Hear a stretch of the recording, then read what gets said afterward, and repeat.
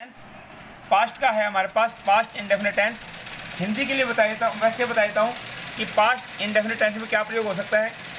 यदि यो जो past tense कहे तो सेकंड फॉर्म अफर्मेटिव होगा सेकंड फॉर्म और नेगेटिव होगा तो डिड नॉट वर्ब की फर्स्ट फॉर्म। ये प्रयोग होता है किसी सेंटेंस के अंदर आपको सेकंड फॉर्म और डिड नॉट वर्ब की फर्स्ट फॉर्म मिल जाए तो समझ लो वो टेंस कौन सा है, पास्ट इंडेफिनिट टेंस है। और पास्ट इंडेफिनिट टेंस की पहचान क्या है कि हिंदी के वाक्य के अंत में आ ए ई की आवाज़ आए, यानी कि जिनका उच्चारण आ ए ई में आए, जिनका लास्ट का उच्चारण आ ए ई में आए, ये इसकी पहचान रहेगी। पहचान करने के बाद हमें क्या देखना है, क्या देखना है, पहचान करने के बाद क्या देखना है हमें, रूल्स क्या कहता है। यदि सेंटेंस हमारा कैसा है, अफर्मेटिव, कैसा है, यदि हमारा सेंटेंस बेटे अफर्मेटिव है, यदि हमारा सेंटेंस अफर्मेटिव है तो हिंदी टू इंग्लिश के लिए, हिंदी टू इंग्लिश के लिए सबसे पहले आपको क्या चाहिए, सब्जेक्ट, और सब्जेक्ट के बाद क्या लगाना आपको, वर्ब की सेकंड फॉर्म अफर्मेटिव में, और उसके बाद ऑब्जेक्ट, फुल स्टॉप। ठीक है, अफर्मेटिव में केवल तीन चीज़ें, जो वर्ब का मतलब होता है क्रिया, वर्ब को हिंदी में क्या कहते हैं, आपको देखनी क्रिया क्या हो रही है, क्रिया के द्वारा पता चल जाएगा कि कौन सा रूप है उसका, और सेकंड रूप उसका प्रयोग करना है। यदि सेंटेंस आपका अफर्मेटिव ना हो और क्या हो, नेगेटिव हो, यदि सेंटेंस आपका अफर्मेटिव ना होकर के नेगेटिव हो तो हिंदी टू इंग्लिश करने के लिए, नेगेटिव में हिंदी टू इंग्लिश करने के लिए, हिंदी टू इंग्लिश करने के लिए आपको सबसे पहले क्या करना है, ये देखो पहचान यही रहेगी, उसमें पहचान यही रहेगी।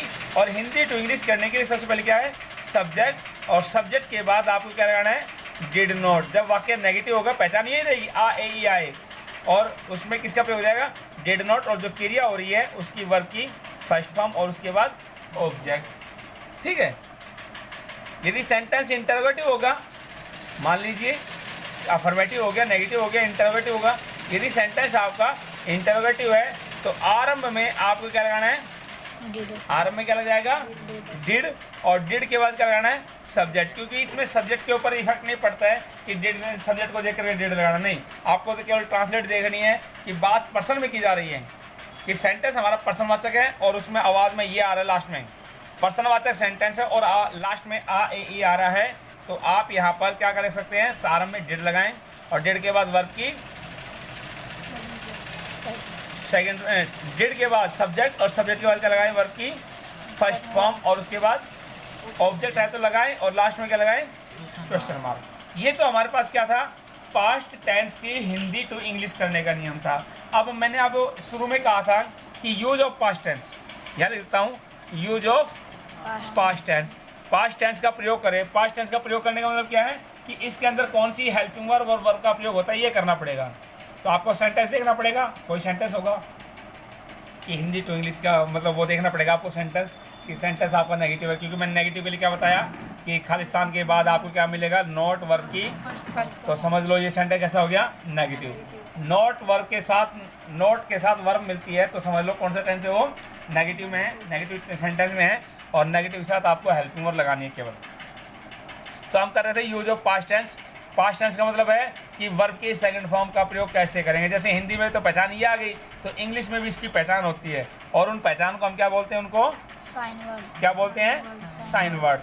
क्या बोलते हैं, साइन वर्ड। उन साइन वर्ड को देख करके आपको वर्ब की सेकंड फॉर्म या उस सेंटेंस के अकॉर्डिंग, उस सेंटेंस के अकॉर्डिंग आप उसमें प्रयोग कर सकते हैं। साइन वर्ड क्या है कि किसी सेंटेंस के अंदर आपको क्या मिल जाए, यस्टरडे, एगो,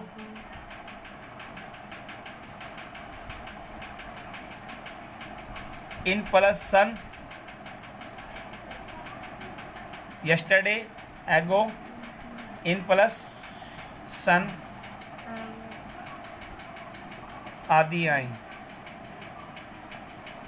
ये इसकी पहचान है। यस्टरडे, एगो, इन प्लस सन, और क्या है, लास्ट, ये आ जाएं, यस्टरडे, एगो, इन प्लस सन और लास्ट ये आ जाएं।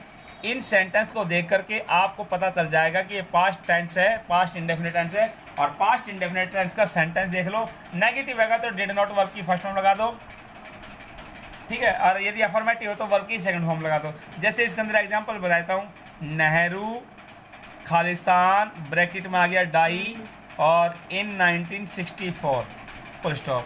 यहाँ पर हमें प्रयोग करना है डाई का, डाई के साथ कौन सी फॉर्म लगेगी, डाई का कौन सा रूप लगेगा, इसके साथ कौन सी हेल्पिंग वर्ब लग सकती है, ये बताना है। लेकिन सबसे पहले हमें कोई एक ऐसा साइन वर्ड दिया हुआ है जिससे पता चल जाता है ये टेंस कौन सा है। तो यहाँ पर क्या आया, लास्ट में क्या आया, इन प्लस सन, यानी कि कोई सन के साथ इन आ गया, इन के साथ सन आ गया, तो ये पता चल गया कि ये कौन सा टेंस है, पास्ट इंडेफिनिट टेंस है। और पास्ट इंडेफिनिट टेंस का, क्योंकि यदि ये नेगेटिव होता तो यहाँ क्या लगता है, नोट वर्ब की फर्स्ट फॉर्म लगती, लेकिन नोट तो नहीं है।